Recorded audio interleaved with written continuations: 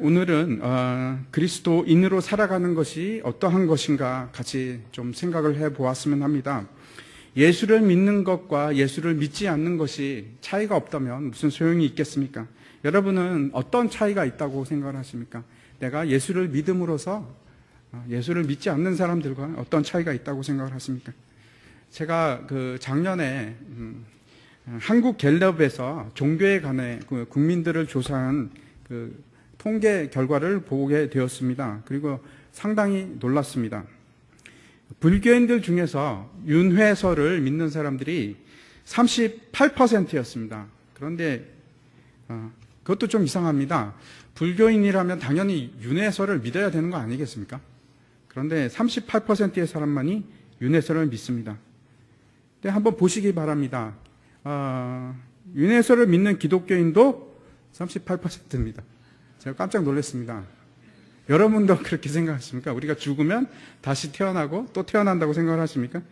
더 놀라운 것은 기독교인 중에 천국이 있다고 생각하는 사람들이 82%입니다. 나머지 18%는 천국이 없다고 생각하는 겁니다. 귀신이 있다고 생각하는 사람은 73%입니다. 그리고 이 세상이 하나님께서 창조하셨다고 믿는 사람은 무려 59%밖에 안 됩니다. 나머지 40%가량의 사람들은 교회를 다니고 있지만 하나님께서 이 세상을 창조했다는 사실을 믿지 않는다고 합니다. 하나님께서 살아계심에 대해서 질문을 했는데 하나님께서 살아계신다고 생각하는 사람들은 79%입니다. 여러분 생각은 어떻습니까? 여러분도 그렇습니까? 저는 우리 교회는 그렇지 않다고 생각을 하는데 굉장히 참 안타까운 사실입니다. 이 갤럽 조사를 제가 살펴보면서 기독교인들의 종교관이나 세상 사람들의 종교관이나 그렇게 많은 차이가 나지 않는다는 것을 발견했습니다. 물론 독특하게 기독교인들은 다른 종교인이나 무신론자들과는 좀 다릅니다. 하지만 지금 우리가 보는 것과 같이 상당히 충격적입니다. 그리스도인으로 살아가는 것은 일반 사람들과는 여러 가지 면에서 많이 틀립니다. 그 중에서 본질적으로 틀린 것 하나를 오늘 제가 말씀드리려고 합니다. 그것이 바로 그리스도인은 성령의 사람으로 살아가는 것입니다. 고린도전서 2장에서 지혜에 대해서 얘기를 합니다. 그리고 그 지혜는 세상의 지혜도 아니고 세상에서 없어질 지혜도 아니고 하나님의 지혜다 이렇게 말씀하면서 같이 한번 보겠습니다. 고린도전서 2장 12절부터 14절까지 말씀인데 제가 한번 읽도록 하겠습니다. 우리가 세상의 영을 받지 아니하고 오직 하나님으로부터 온 영을 받았으니 이는 우리로 하여금 하나님께서 우리에게 은혜로 주신 것들을 알게 하려 하심이라. 우리가 이것을 말하거니와 사람의 지혜가 가르친 말로 아니하고 오직 성령께서 가르치신 것으로 하니 영적인 일은 영적인 것으로 분별하느니라. 육에 속한 사람은 하나님의 성령의 일들을 받지 아니하나니 이는 그것들이 그에게는 어리석게 보이며 또 그는 그것들을 알 수도 없나니 그러한 일은 영적으로 분별되기 때문이라 라고 얘기를 합니다. 사도 바울이 세상 사람들을 세 가지 부류로 나누었습니다. 육에 속한 사람, 육신에 속한 사람, 그리고 영에 속한 사람 이렇게 세 부류로 나누었습니다. 육에 속한 사람은 전혀 하나님을 알지 못하는 사람입니다. 성령을 받아들이지 않는 사람입니다. 그리고 하나님의 지혜도 알지 못합니다. 세상의 지혜는 있지만 하나님의 지혜를 알지 못하기 때문에 전혀 영적인 것은 알 수 없습니다. 당연히 성령의 일도 모릅니다. 이런 사람들을 우리가 얘기하기를 예수를 믿지 않는 사람이라고 하는데 아까 통계를 보면 교회 내에도 그런 사람들이 상당히 있습니다. 두 번째 종류의 사람들은 육신에 속한 사람들입니다. 어떻게 얘기를 하고 있냐면 성령을 받기는 받았는데 예수를 믿기는 믿는데 마치 어린아이와 같은 사람입니다. 이 사람들은 성령은 존재하지만 육신과의 싸움에서 계속해서 우위를 점하는 것은 육신입니다. 성령이 아니고 육신입니다. 그래서 성령에 사로잡혀서 사는 사람들이 아니고 여전히 자연인의 그 속성에, 본성에 지배를 당하고 살아가는 사람들입니다. 그리고 마지막 한 부류의 사람들이 있는데 그 사람들은 영에 속한 사람, 즉 성령의 사람들입니다. 한번 생각해 보시기 바랍니다. 지금 이 시간에 나는 정말 어디에 속한 사람인가? 육에 속한 사람인가? 육신에 속한 사람인가? 영에 속한 사람인가? 한번 생각해 보시기 바랍니다. 많은 사람들이 잘못 생각하는 것이 있습니다. 제가 오늘 그 이야기를 하려고 합니다. 내 속에는 성령이 계시는데 하고 거기서 끝나버립니다. 틀린 말이 아닙니다. 왜 그렇습니까? 고린도전서 12장 3절 한번 보겠습니다. 그러므로 내가 너에게 알리노니 하나님의 영으로 말하는 자는 누구든지 예수를 저주할 자라 하지 아니하고 또 성령으로 아니하고는 누구든지 예수를 주시라 할 수 없느니라. 무슨 말인가 하면 여러분께서 예수를 주시라고 주님이라고 그냥 입으로 누가 시켜서 하는 것이 아니고 여러분 마음속으로 예수님은 나의 구주이십니다 라고 고백을 하셨다면 반드시 여러분 마음속에는 성령님이 계십니다. 존재하십니다. 하지만 이 성령이 계시는 것과 성령의 지배를 받는 것은 전혀 다른 양상을 띱니다. 내 속에 있다고 해서 성령이 지배하는 것은 아닙니다. 성령이 이 속에 계심에도 불구하고 죄를 제어할 수도 없고 성령의 열매를 맺을 수도 없고 또 그런 능력도 없습니다. 그리고 왜 그런지 그 이유를 알지 못합니다. 답답할 뿐입니다. 심령이 메말라 가는데 요즘에도 이제 지금 비가 오지 않아서 땅이 막 갈라지고 있지 않습니까? 그런데 마치 그런 거와 같이 마음이 갈라지고 비틀어지고 힘든데 본인은 그 이유를 알지 못합니다. 교회에 나오기는 나오는데 뭔가 답답하고 힘들고 아무리 해도 잘 되지가 않고 또 죄에 넘어지고 죄 속에서 아직도 내가 살아가는 것 같고 그러한 상황이 오는 겁니다. 마음이 갈라져 있는데 나는 왜 그럴까? 나는 왜 이렇게 힘들까? 이것이 신앙생활하는 것인가? 그렇게 고민을 합니다. 그리고 자신의 죄성 때문에 고민을 합니다. 그래서 이제 계속해서 죄를 짓죠. 그리고 또 마음으로는 예배를 향하고 있습니다. 떠나 있는 것은 아닙니다. 교회에 나옵니다. 그래서 해결책으로 계속 발동되는 것이 자기 자신입니다. 자기 자신의 의지, 힘입니다. 그래서 교회에 나오는 것도 내 의지로 나오고 내가 참는 것도 내 의지로 참고 모든 것을 내 힘으로만 해야 됩니다. 내가 죄를 짓지 않기 위해서 무지막지하게 노력을 하는 겁니다. 힘들죠. 더 말라가는 것 같고 내 마음이 더 이렇게 갈라지는 것 같고 그러한 광야 같은 삶을 사는 그러한 부류가 바로 육신에 속한 사람들입니다. 육신에 속한 사람들.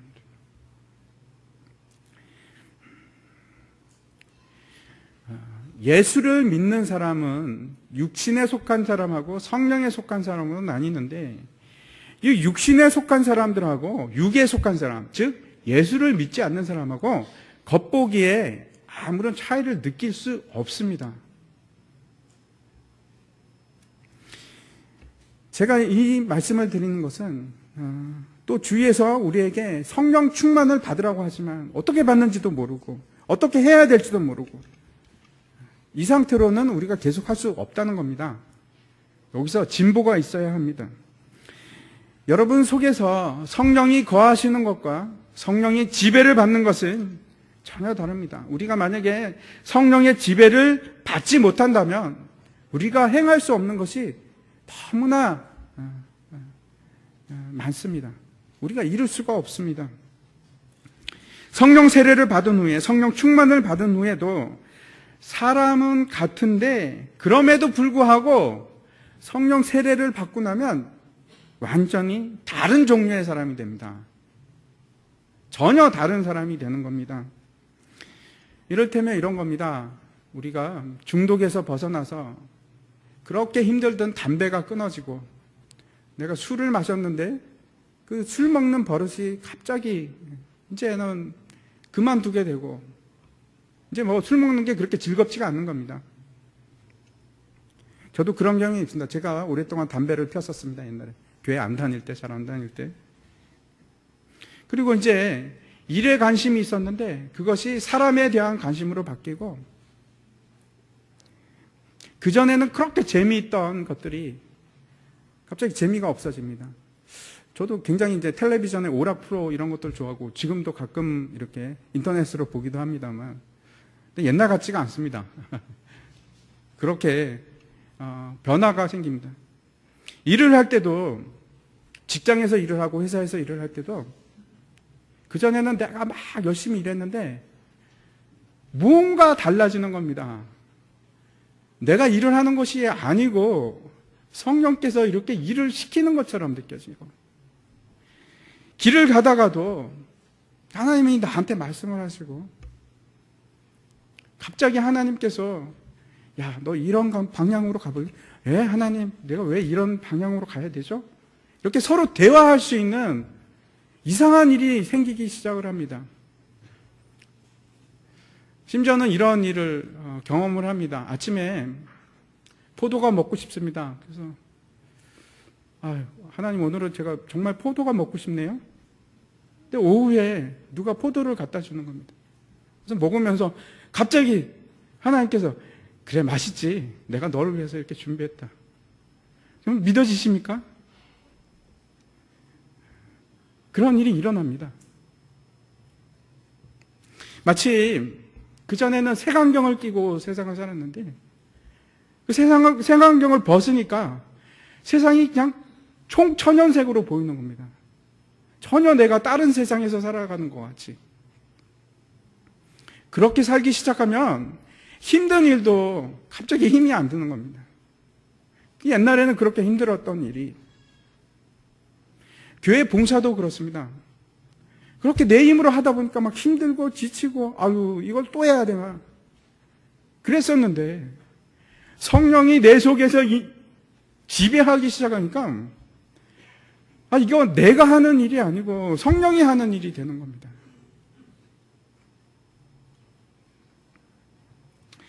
오늘 그 본문에 한번 그 내용을 좀 보고자 합니다. 오늘 본문은 좀 특이한 사건을 기록하고 있습니다. 사도 바울이 제 1차, 2차, 3차 전도 여행을 떠났는데 이 사건은 3차 전도 여행 때 일어났던 일입니다. 사도 바울이 이제 에베소로 갑니다. 그래서 갔더니 예수를 믿는 예수님의 제자들이 있는 겁니다.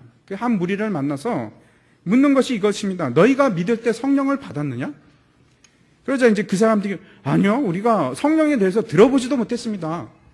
바울이 그러면 너희들은 어떤 세례를 받았느냐? 그렇게 묻습니다. 그랬더니 그 사람들이 요한의 세례를 받았습니다. 요한의 세례라는 것은 죄사함의 회개의 세례입니다. 그 세례를 받았다고 하니까 요한이 회개의 세례를 주면서 내 뒤에 오시는 이를 믿으라. 그는 예수라 하는 증언을 했다. 이렇게 얘기를 합니다.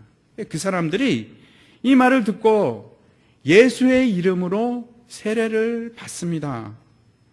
그리고 사도 바울이 안수를 하는데 놀라운 일이 일어납니다. 성령이 그들에게도 임하는 겁니다. 그리고 이제 방언을 하고 예언을 하게 됩니다. 이 일이 왜 특이한가 하면 이 사람들이 예수를 믿었다 하는데 성령을 알지 못하는 겁니다.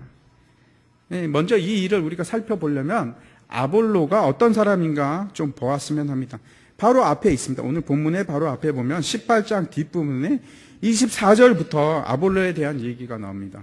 이 아볼로는 지금의 알렉산드리아라고 하는 그 애굽의 한 도시에 있던 사람입니다. 당시에는 그곳에 유태인들이 굉장히 많이 살았습니다. 인구의 3분의 1 정도가 유태인이었다고 합니다. 그런데 이 사람이 언변이 좋고 성경에 능통한 자라 이렇게 되어 있습니다. 18장 24절과 25절 제가 한번 읽어드리도록 하겠습니다. 알렉산드리아에서 난 아볼로라 하는 유대인이 에베소에 이르니 이 사람은 언변이 좋고 성경에 능통한 자라. 그가 일찍이 주의 도를 배워 열심으로 예수에 관한 것을 자세히 말하며 가르치나 요한의 세례만 알 따름이라. 이렇게 얘기하고 있습니다. 첫 번째 얘기하는 것이 이 아볼로가 언변이 좋은데, 이 언변이 좋다는 것은 또 다른 의미가 있습니다. 지식이 많고 배움이 굉장히 많았다 하는 뜻입니다. 공부를 많이 해서 유식한 사람입니다. 아마 우리가 생각할 때 그 알렉산드리아는 유대적 헬라 철학이 굉장히 발달한 곳인데, 거기 이제 필로 학파라고 있었는데, 아마 아볼로가 그 필로 학파의 그 일원이었지 않을까 생각을 합니다. 두 번째는 이 사람이 성경을 많이 공부해서 성경에 대해서 정통한 사람이었습니다. 그 당시에는 신구약이 같이 있는 것이 아니고 구약 성경만 있었습니다. 그런데 이 구약에 대해서 정통한 사람이었습니다. 세 번째는 이 사람은 그뿐만 아니고 예수 그리스도에 대한 도를 알고 배워서 알고 있었던 사람입니다. 하지만 문제는 이겁니다. 그 사람이 알고 있는 도가 지식이 완전한 것이 아니고 부분적으로만 알고 있었습니다. 이 아볼로가 그 에베소에 갔는데 회당에서 설교를 하고 있었습니다. 설교를 하고 있는데 사람들이 이제 언변이 좋으니까 야 대단하다 하고 열심히 듣고 있습니다. 근데 그 중에 두 사람이 있었습니다. 브루스 길라와 아굴라라고 하는 두 사람이 있었습니다. 두 사람이 그 설교를 듣고 나서 아볼로한테 찾아갑니다. 당신이 많이 알기는 아는데 지금 복음에 대해서 알고 있지 않습니다. 그렇게 얘기를 하고 그 사람을 데리고 가서 가르치기 시작했습니다. 아볼로를. 28절에 보면은 26절입니다. 먼저 26절에 보면 그가 회당에서 담대히 말하기 시작하거늘 브리스길라와 아굴라가 듣고 데려다가 하나님의 도를 더 정확하게 풀어 이르더라. 이렇게 하면서 아볼로가 복음에 눈뜨게 됩니다. 그리고 나서 28절을 보면 완전히 바뀌는데 이는 성경으로서 예수는 그리스도라고 증언하여 공중 앞에서 힘있게 유대인의 말을 이기미러라 라고 얘기합니다. 그 전에 25절에 보면은 뭐라고 얘기를 하냐면 예수에 관한 것을 자세히 이야기했을 뿐입니다. 예수님에 대해서 관해서만 얘기를 했는데 지금은 어떻게 하냐면 예수는 그리스도라 라고 증언하기 시작했습니다. 그래서 가르치는 사람이 참 중요합니다. 이 아볼로가 처음에는 알지 못하고 있다가 나중에는 알게 됩니다. 그런데 문제는 이 깨닫기 전에 많은 사람을 전도를 했는데 이 사람들에게는 복음을 이야기할 수가 없었습니다. 자기가 몰랐기 때문에. 오늘 본문을 보겠습니다. 사도 바울이 그 그리스도인들을 아볼로가 가르쳤던 그 에베소 사람들을 만났는데 그때 처음 물어보았던 것이 이것입니다. 너희가 믿을 때 성령을 받았느냐? 너희가 믿을 때 성령을 받았느냐? 바울의 관심은 이것입니다. 성령을 받았느냐? 우리가 어떤 그리스도인을 만났다고 합시다. 여러분 뭐가 관심이 있으십니까? 집사님이세요? 권사님? 장로님이십니까? 직분이 뭔지도 궁금하시죠? 그 다음에 몇 년이나 교회 다니셨습니까? 기도는 얼마나 하셨습니까? 성경은 얼마나 알고 계십니까? 이런 것들이 궁금하지 않습니까? 그런데 사도 바울이 궁금했던 것은 그런 것에 있지 않고 당신이 성령을 받았습니까? 하는 것입니다.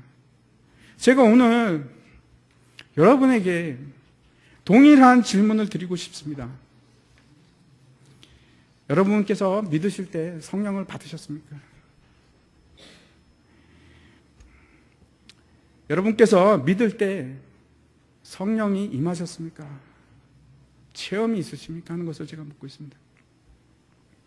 너희가 믿을 때 성령을 받았느냐 하는 물음 속에는 여러 가지 의미가 포함되어 있는데 한 가지는 사람이 성령을 다 받지는 않는다는 겁니다. 그러니까 물어보는 거죠. 당신은 받았습니까? 안 받는 사람이 있기 때문에. 두 번째는 이겁니다. 어떤 성령에 대해서 당신은 체험을 하십니까? 믿을 때 바로 체험을 하는 사람도 있고 믿은 후에 한참 후에 체험을 하는 사람도 있습니다. 아무튼 당신은 성령에 대해서 체험을 한 적이 있습니까? 하고 묻고 있는 것입니다. 이것이 너무나 중요합니다. 정말 그리스도인은, 정말 기독교인은 성령의 사람이 되어야 하기 때문에 그렇습니다. 데니스라는 분이 있는데 그분이 쓴 책을 제가 읽은 적이 있습니다. 이런 겁니다. 그 속에서 이 부분에 대해서 너무나 좋은 예를 들고 있다고 제가 생각이 되었습니다. 그래서 제가 말씀드리려고 합니다. 오늘 저녁에 7시에 손님이 오기로 되어 있습니다. 그래서 지금 막 오후에 집을 막 치우고 그 다음에 요리를 막 준비를 합니다. 정신없이 요리를 준비하고 있는데 6시 반이 되었습니다. 분명히 7시에 손님이 와야 되는데 6시 반에 문에서 띵동 띵동 소리가 납니다. 이거 큰일 났네. 벌써 손님이 오셨네. 이거 어떡하지? 지금 요리 중인데. 그래서 딸아이를 부릅니다. 야, 네가 가서 손님을 좀 맞이해라. 나는 지금 바빠서, 요리하느라고 바빠서 손님을 맞을 수가 없구나. 이렇게 얘기를 했다고 합시다. 그래서 손님이 지금 이제 거실에서 소파에 앉아있고 나는 열심히 지금 요리를 합니다. 그런데 또 전화가 옵니다. 전화가 와서 친구입니다. 친구가 하는 말이, 야, 오늘 너희 집에 손님 오시기로 했잖아. 그래, 맞아. 그랬더니 그 손님이 너한테 지금 아주 중요한 귀한 선물을 가지고 오셨대. 그래? 모르는 사실이었습니다. 그래서 전화를 끊고 7시가 다 되어서 이제 요리를 가지고 밖으로 나가서 손님을 맞습니다. 그리고 그때 선물을 받습니다. 제가 말씀드리는 것은 분명히 6시 반에 그 손님이 왔을 때 그 선물은 내 것이 맞습니다. 분명히 있습니다. 우리 집에 있습니다. 하지만 그 손님을 만나서 그 선물을 받지 않으면 실질적으로 내가 소유하고 있는 것은 아닙니다. 내 것은 맞는데. 성령이 그렇습니다. 분명히 여러분이 믿음으로 예수 그리스도를 내 구주라고 고백을 하셨다면 여러분 마음속에는 성령이 있습니다. 하지만 그 성령을 여러분이 직접 체험하지 못하면 그 선물을 받을 수가 없습니다. 예수님께서 사도행전 1장 8절에서 이렇게 말씀하십니다. 오직 성령이 너에게 임하시면 너희가 권능을 받고 예루살렘과 온 유대와 사마리아와 땅끝까지 이르러 내 증인이 되리라 하시니라 라고 말씀하고 있습니다. 성령을 받아야 우리가 능력을 받을 수 있고 성령을 받아야 우리가 일을 할 수가 있습니다. 성령으로 행하느냐 아니면 우리의 힘으로 행하느냐 하는 것은 굉장히 중요한 문제입니다. 굉장히 중요한 문제입니다. 그것이 제가 말씀드리는 것은 교회의 일뿐만 아니고 여러분의 삶에 있어서 모든 일에 대해서 제가 말씀을 드리는 것입니다. 너무나 차이가 납니다. 우리의 힘으로 행할 수 있는가? 성령의 힘으로 행할 수 있는가? 예수님께서 승천하실 때 제자들에게 하신 말씀은 이겁니다. 예루살렘을 떠나지 말고 하나님께서 약속하신 성령을 받을 때까지 이곳에 머물러 있어라. 이렇게 말씀을 하셨습니다. 성령 세례를 받는다는 것, 성령 충만을 받는다는 것은 그냥 내 속에 있는 것과는 전혀 다릅니다. 저는 모태신앙입니다. 근데 이제 가운데 교회를 떠나서 꽤 오랫동안 제가 방황을 했습니다. 한 10년 정도 방황을 했다가 다시 왔는데 제가 그 날짜를 잊을 수도 없습니다. 그 2가지 부류의 사람들이 있습니다. 성령 세례를 얘기하시는 분들이 있고요. 성령 충만만 얘기하시는 분들이 있습니다. 근데 저는 성령 세례를 받았습니다. 받아서 그게 뭔지 알기 때문에 그게 없다고 얘기할 수가 없어요. 저는 날짜도 잊을 수가 없습니다. 시간도 압니다. 2005년 12월 4일입니다. 새벽 6시입니다. 새벽 기도 하다가 잊으려고 해도 잊을 수가 없어요. 불같이 성령이 임하는데 그리고 나서 그 성령 충만이 무엇인가 경험을 하는데 제가 어떻게 설명을 해야 될지 모르겠어요. 근데 그 상태가 물론 계속 지속되지는 않습니다. 그리고 저는 그 일이 너무나 좋아서 그 일이 다시 일어나지 않을까, 다시 일어나지 않을까 사모하는 마음이 있지만 한 번밖에 일어나지 않는 것 같습니다. 근데 제가 말씀드리는 것은 그 전에 나한테 성령이 없었는가? 아닙니다. 저한테 성령이 있었습니다. 제가 예수님을 고백했고 제가 선교사로 나가기로 하나님한테 약속을 하고 신학교도 가고 그런데 그와하고는 전혀 다른 마치 오순절 사건이 개인적으로 저한테 일어나는 것 같은 그런 사건이 있었습니다. 그게 여러분 모두에게 다 동일하게 일어나지 않는 것은 제가 분명히 압니다. 하지만 그 일을 사모하시기 바랍니다. 오순절 사건이 사도행전에 기록이 되면서 그것으로 단회적으로 끝난 것이 아니고 그 이후도 계속해서 그러한 일들을 기록하고 있습니다. 오늘 본문도 마찬가지입니다. 지금 사도행전 19장인데 동일한 일이 일어났습니다. 이 일이 우리 교회는 왜 안 일어나겠습니까? 여러분에게는 왜 안 일어나겠습니까? 그런데 너무나 그것이 다른 일이고 너무나 그것이 근본적으로 사람을 바꾸는 일이기 때문에 제가 여러분들한테 아직까지도 그 경험이 없으신 분들에게 말씀드리는 겁니다. 요한복음 3장에 보면은 한밤중에 몰래 예수님을 찾아온 사람이 있었습니다. 그 사람 이름이 니고데모입니다. 이 니고데모는 바리새인이었습니다. 그런데 이제 사람들의 눈길을 피해서 밤에 몰래 예수님을 찾아왔습니다. 그리고 하는 말이 선생님은 하나님으로부터 온 선생님인 것을 내가 알고 있습니다. 그리고 선생님이 기적을 일으킨 것이 그 특별한 기적이라는 것도 내가 알고 있습니다. 이렇게 얘기합니다. 이게 무슨 말인가 하면 그러면 당신은 누굽니까? 정말 저한테 얘기 좀 해주십시오. 제가 당신이 특별한 사람인 것을 알고 있습니다. 그런데 누구입니까? 이렇게 얘기하는 겁니다. 그렇게 묻자 예수님께서 나는 메시아다 이렇게 바로 얘기하시는 것이 아니고 뭐라고 얘기하시냐면 사람이 거듭나지 않으면 하나님의 나라를 볼 수 없다 이렇게 얘기를 합니다. 왜 무슨 말입니까? 네가 성령으로 거듭나지 않으면 내가 누구인지 너는 알 수 없다는 겁니다. 네가 성령으로 거듭나지 않으면 하나님이 누구인지 예수 그리스도가 누구인지 네가 분명하게 알 수가 없다. 그랬더니 니고데모가 이렇게 얘기합니다. 거듭나다니요. 아니 제가 다시 모태에 다시 들어가야 됩니까? 어떻게 거듭날 수가 있겠습니까? 이렇게 얘기를 합니다. 예수님께서 뭐라고 하십니까? 이렇게 말씀하십니다. 사람이 물과 성령으로 거듭나지 않고는 하나님의 나라에 들어갈 수가 없느니라. 제가 다시 한번 말씀드립니다. 아까 처음부터 제가 말씀드린 것은 참으로 안타까운 마음으로 그리고 두려운 마음으로 여러분에게 도전합니다. 나는 어디에 속한 사람인가? 내가 아직도 육에 속한 사람인가? 나는 육신에 속한 사람인가? 아니면 정말 나는 영에 속한 사람인가? 만약에 여러분이 아직도 육에 속한 사람이라면, 만약에 아직도 여러분이 육신에 속한 사람이라면, 여러분, 지금이 은혜 받을 때입니다. 지금이 하나님께 간구할 때입니다. 늦추지 마시기 바랍니다.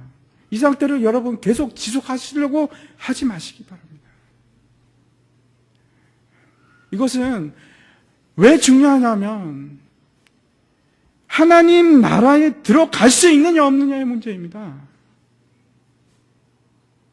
너무나 심각한 문제이기 때문에 제가 말씀을 드리는 것입니다. 세상에 무엇이 중요하겠습니까? 이 땅에서 살아가는 것이 뭐가 중요하겠습니까? 가장 중요한 것은 여러분이 하나님의 성령으로 살아가는 사람이 되는 것보다 더 큰 복이 없고 더 큰 은혜가 없습니다. 여러분이 그 일을 사모했으면 좋겠습니다.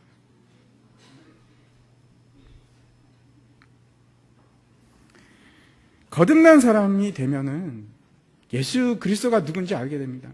거듭난 사람이 되면은 영에 속한 사람이 되어서 반드시 일어나는 일이 있는데 어떤 것이냐면 내 목적이 바뀝니다. 내가 살아가면서 가지고 있는 여러분의 목적이 있으시죠? 여러분의 목적이 무엇입니까? 한번 생각해 보시기 바랍니다. 내가 사는 목적이 아직도 내가 이 세상에서 어떤 행복을 누리기 위한 것인가? 내가 이 땅에서 잘 살기 위한 것인가? 그러면 아직도 내가 육신에 속한 사람일 수가 있습니다. 성령은 내 속에 거하지만 내가 아직도 육신의 소욕을 따라 사는 사람일 수가 있습니다.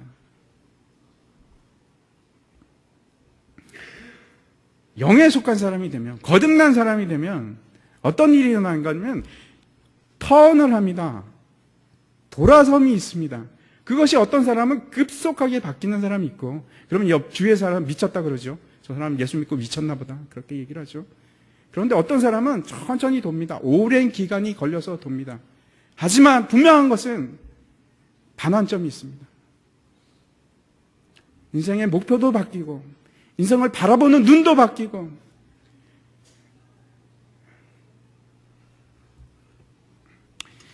나는 새로운 피조물인가? 하나님께서 분명히 이렇게 말씀을 하셨습니다. 영으로 말미암아 우리를 새롭게 만드신데 완전히 새로운 피조물로 창조를 하신다고 합니다. 근데 그것이 우리가 오해하기 쉽습니다. 새로운 피조물이 되면 나는 내 육신은 또 완전히 바뀌고 내 영도 완전히 바뀌어서 정말 어제하고 오늘하고 완전히 다른 사람이 되어서 그렇게 살아가는 것이 아니고, 여러분 영이 바뀌는 것입니다. 영이 죽었던 영이 새로운 피조물로 창조됨으로 여러분 영은 전혀 새로운 영으로 바뀝니다. 하지만 육신은 그대로입니다. 그래서 육신에 속한 사람부터 시작해서 어떤 경험을 하게 되냐면 싸움이 일어납니다. 내적 싸움이 일어납니다. 막 부딪힘이 일어나는 거죠. 그래서 내 마음은 계속해서 육신의 소욕을 따라가려고 하고 내 영은 계속해서 성령의 욕심을, 성령의 소욕을 따라가려고 하니까 다르거든요. 전혀 다릅니다, 방향이. 하나는 이쪽으로 가고 하나는 이쪽으로 가는. 그래서 싸움이 일어나죠. 그런데 육신에 속한 사람들은 아직도 계속해서 육신에 끌려가는 사람입니다. 성령이 있음에도 불구하고. 요한복음 7장 37절에서 39절의 말씀을 제가 읽겠습니다. 명절 끝날 곧 큰 날에 예수께서 서서 외쳐 이르시되 누구든지 목마르거든 내게로 와서 마시라. 나를 믿는 자는 성경의 이름과 같이 그 배에서 생수의 강이 흘러 나오리라 하시니, 이는 그를 믿는 자들이 받을 성령을 가리켜 말씀하신 것이라. 예수께서 아직 영광을 받지 않으셨으므로 성령이 아직 그들에게 계시지 아니하시더라. 예수를 믿게 되면 배에서 성령이 나에게 충돌이 일어나서 내가 성령을 경험하게 되면 내 배에서 물이 나온답니다. 생수가. 생수는 살리는 겁니다. 계시록에 대해서 이 생수가 무엇인지 설명을 하고 있는데, 계시록 22장 1, 2절을 제가 읽어보도록 하겠습니다. 또 그가 수정같이 맑은 생명수의 강을 내게 보이니 하나님과 및 어린 양의 보좌로부터 나와서 길 가운데로 흐르더라. 강 좌우에 생명나무가 있어 12가지 열매를 맺되 달마다 그 열매를 맺고 그 나무 잎사귀들은 만국을 치료하기 위하여 있더라. 이 강이 있고 그 옆에 생명수가 나무들이 막 있는데 그 원천이 어디서 나오냐면 하나님의 보좌입니다. 하나님의 보좌 밑에서 물이 솟아서 흘러나오는 그 물이 생수의 강입니다. 근데 그 하나님에서 보좌에서 흘러나오는 그 생수의 강이 여러분과 저의 배에서도 흐른다는 겁니다. 원하는 자에게, 누구든지 목마른 자에게 그 생수를 주신답니다.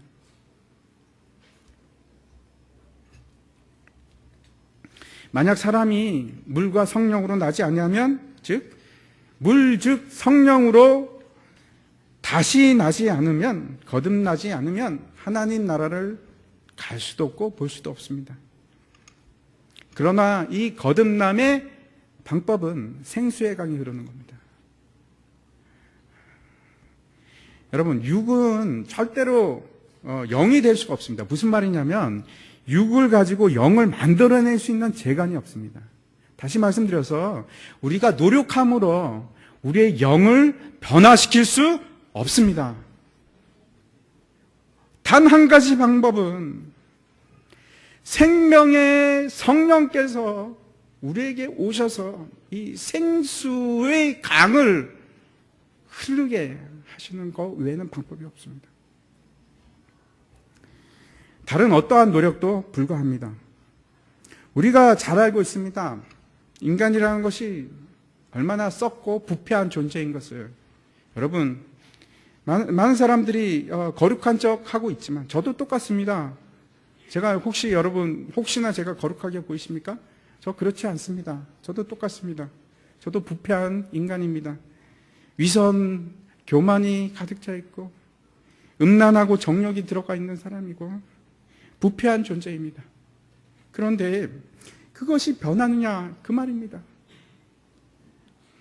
변하지 않습니다. 여러분의 육신에는 해답이 없습니다. 유일한 방법은 물과 성령으로 여러분의 영이 거듭나고 성령과 만나는 겁니다.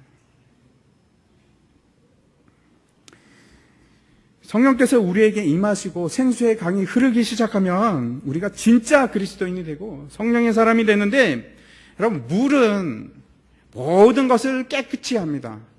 여러분, 아무리 여러분 그 경험하셨을 거라고 생각합니다. 더러운 물도요 씻기는 능력이 있습니다. 그런데 그 생수의 강은 어떻겠습니까?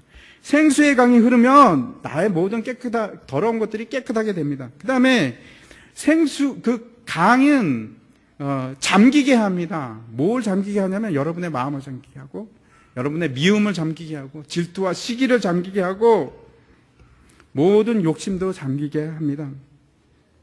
그리고 물은 평평하게 차올라갑니다. 그래서 아무리 깊은 골도 메워버리고 막힌 담도 허물어뜨리고, 그리고 우리에게 평화를 줍니다. 용서를 줍니다. 사랑을 줍니다. 완전한 사랑을 여러분에게 줄 수 있습니다. 그리고 그뿐만 아니고 성령이 얼마나 좋은가 하면 여러분에게 권능을 주는데, 그 권능은 우리가 예수 그리스도의 복음을 전하기도 하고 귀신을 쫓게 하기도 하고 손을 내밀어서 아픈 사람을 치유할 수 있는 그러한 권능을 줍니다. 하나님의 사람이 되면 모든 하는 일에 올바를 수밖에 없습니다. 여러분, 복이 됩니다. 모든 사람에게 복이 됩니다. 그 일을 위해서 우리가 함께 기도하는 시간을 좀 가지기를 원합니다. 먼저 그 성령을 받기 위해서 먼저 해야 될 것이 있습니다. 여러분이 회개하시는 겁니다. 회개하시는 것이. 성령은 하나님이기 때문에 죄악이 있는 곳에 함께 머무를 수가 없습니다. 예수님께서 이렇게 말씀하셨습니다. 내가 또 너희에게 이르노니 구하라 그러면 너희에게 주실 것이요, 찾으라 그러면 찾아낼 것이요, 문을 두드리라 그러면 너희에게 열릴 것이니 구하는 이마다 받을 것이요 찾는 이는 찾아낼 것이요 두드리는 이에게는 열릴 것이니라. 너희 중에 아버지 된 자로서 누가 아들이 생선을 달라 하는데 생선 대신에 뱀을 주며 알을 달라 하는데 정갈을 주겠느냐. 너희가 악할지라도 좋은 것을 자식에게 줄 알거든 하물며 너희 하늘 아버지께서 구하는 자에게 성령을 주시지 않겠느냐 하시니라. 우리에게 제일 좋은 선물이 있습니다. 성령입니다. 제가 오늘 이 성령을 여러분께서 원하시기를 제가 도전을 드립니다. 그리고 같이 간구하는 시간을 좀 가졌으면 좋겠습니다. 성령을 구하는 자에게 성령을 준다는 것은 예수님의 약속입니다. 이 시간 같이 성령을 간구하는 시간을 가지겠는데, 먼저 주님의 성령이라는 찬송을 함께 했으면 합니다.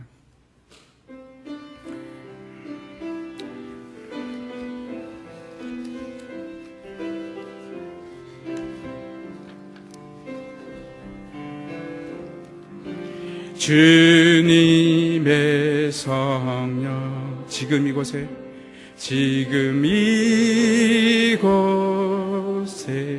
임하소서, 임하소서.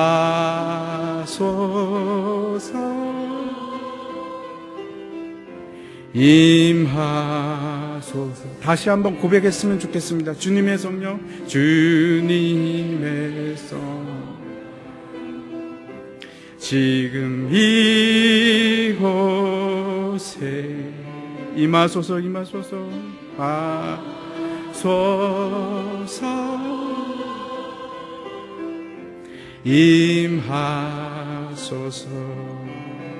할렐루야, 할렐루야, 할렐루야,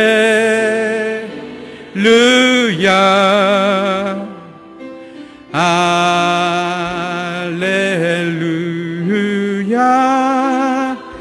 할렐루야. 다시 한번 고백하겠습니다. 주님의 성령, 주님의 성령, 지금 이곳에 임하소서, 지금 이곳에 임하소서,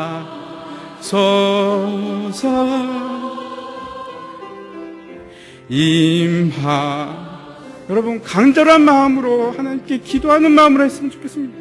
내 성령, 지금 이곳에 임하소서,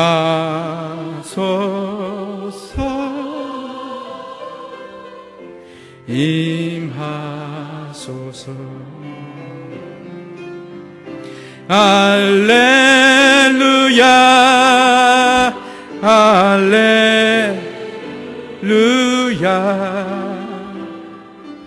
할렐루야,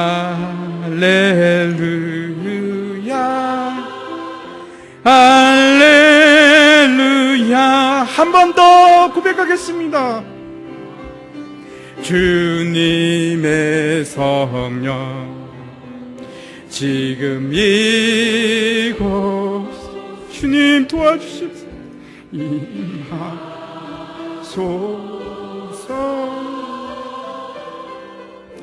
임하소서, 주님의 성령 이곳에 임하여 주십시오.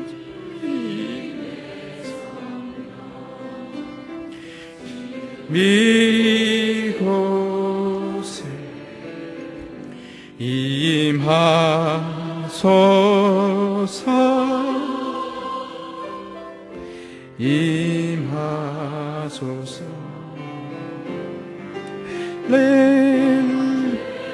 할렐루야, 할렐루야,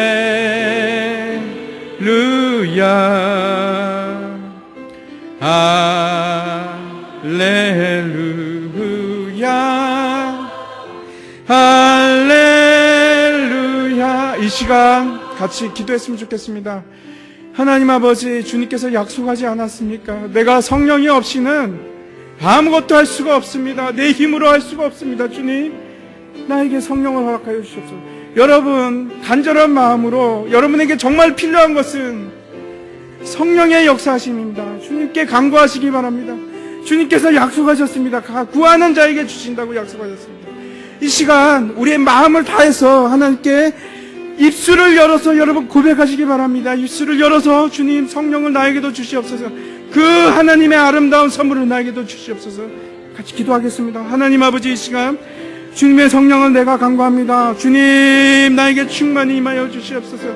주님, 오순절 다락방에, 마가의 다락방에 주님께서 주셨던 그 성령을 우리 각자에게 주님 허락하여 주시옵소서.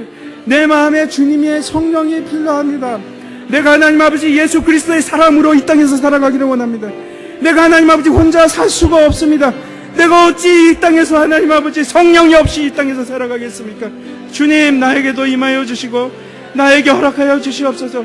내가 주님의 사람이 되기를 원합니다. 내가 평화의 사람이 되기를 원합니다. 내가 사랑의 사람이 되기를 원합니다. 내가 사람을 용서하시는 사람이 되기를 원합니다. 내가 하나님 아버지 진리에 서 있는 사람이 되기를 원합니다.